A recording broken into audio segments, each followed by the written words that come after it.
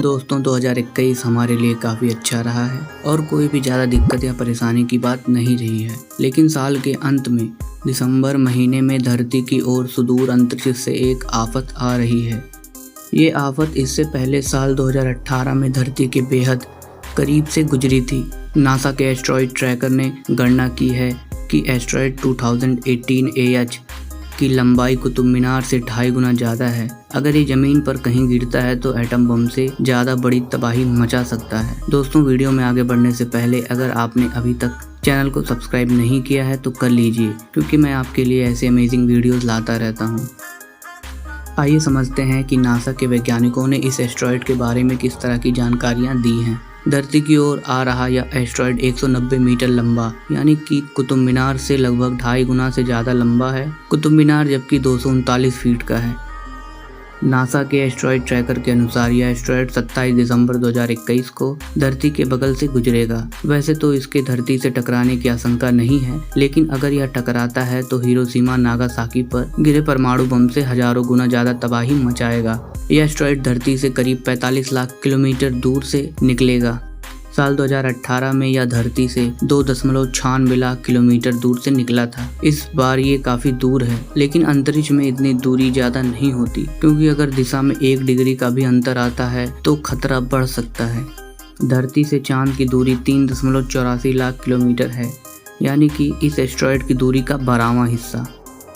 साल 2018 में इसे वैज्ञानिकों ने तब खोजा था जब यह धरती के बेहद नज़दीक से गुजरा था। इसके आने की उस समय सूचना इसलिए नहीं मिल पाई थी क्योंकि इसमें किसी तरह की रोशनी नहीं है। यह बेहद गहरे रंग का है। रात में गुजरने की वजह से इसके आने जाने का पता नहीं चला था। साल 2018 के बाद से अब तक इतने बड़े आकार का कोई एस्ट्रॉयड धरती के बगल से नहीं गुजरा। साल 2028 में 1 किलोमीटर लंबा एस्ट्रॉयड धरती के बगल से गुजरेगा, लेकिन उससे किसी तरह का कोई खतरा नहीं है। यह करीब 2.49 लाख किलोमीटर की दूरी से निकल जाएगा। लेकिन कभी आपने सोचा है कि कुतुब मीनार के आकार से 2.5 गुना ज़्यादा बड़ा एस्ट्रॉयड 2018 AH अगर धरती से टकराएगा तो क्या होगा?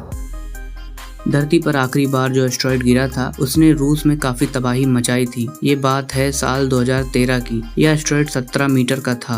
वह रूस के ऊपर आकर वायुमंडल में ही फट गया था, जिससे एक शहर की सारी इमारतों की खिड़कियां टूट गई थी। कई लोग घायल भी हो गए थे। इससे पहले जिस एस्ट्रॉयड ने रूस में साल 1908 में तबाही मचाई थी वह पोदकामेनिया तुंगसुका नदी में गिरा था, जहाँ एक बड़ा गड्ढा बन गया।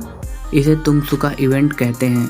माना जाता है कि तुंगसुका इवेंट वाला एस्ट्रॉयड 27 दिसंबर 2021 को धरती की ओर आ रहे एस्ट्रॉयड 2018 AH के बराबर आकार का था। एस्ट्रॉयड 2018 AH अगर किसी इलाके के ऊपर हवा में फटता है तो उससे 12 मेगाटन की ताकत का विस्फोट होगा। इससे हजारों किलोमीटर तक तबाही होगी। यह हिरोशिमा नागासाकी पर गिराए गए परमाणु बम से 800 गुना ज्यादा ताकतवर है। हिरोशिमा पर गिरे बम की ताकत 15 किलोटन थी, जबकि नागासाकी पर गिरे एटम बम की ताकत 20 किलोटन थी। हिरोशिमा में गिरे बम से 1.35 लाख लोग मारे गए थे, यानी उसकी आबादी का आधे से ज्यादा हिस्सा।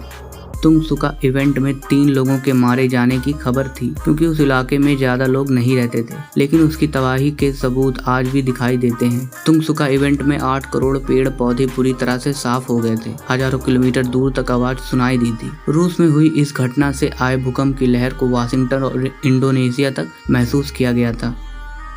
वैज्ञानिकों की माने तो तुंगसुका इवेंट के समय आसमान 2 रंगों में बदल गया था। उत्तरी गोलार्ध का आसमान आग के शोलों जैसे चमक रहा था। आग की लपटों ने 8 करोड़ पेड़ पौधों को खत्म कर दिया था, वह भी कुछ मिनटों में। ऐसा लग रहा था कि आसमान से धरती की ओर कोई तोप के गोले दाग रहा है। तुंगसुका इवेंट आधुनिक इतिहास की सबसे बड़ी आसमानी आफत वाली घटना मानी जाती है।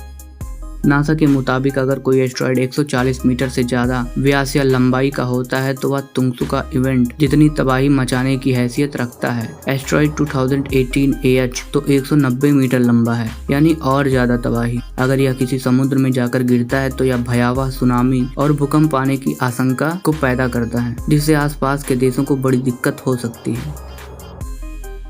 तो दोस्तों, आज के लिए बस इतना ही। अगर आपको एस्ट्रॉयड के बारे में जानकर अच्छा लगा हो तो वीडियो को लाइक कर दीजिए और चैनल को सब्सक्राइब नहीं किया है तो कर लीजिए। Thank you for watching guys.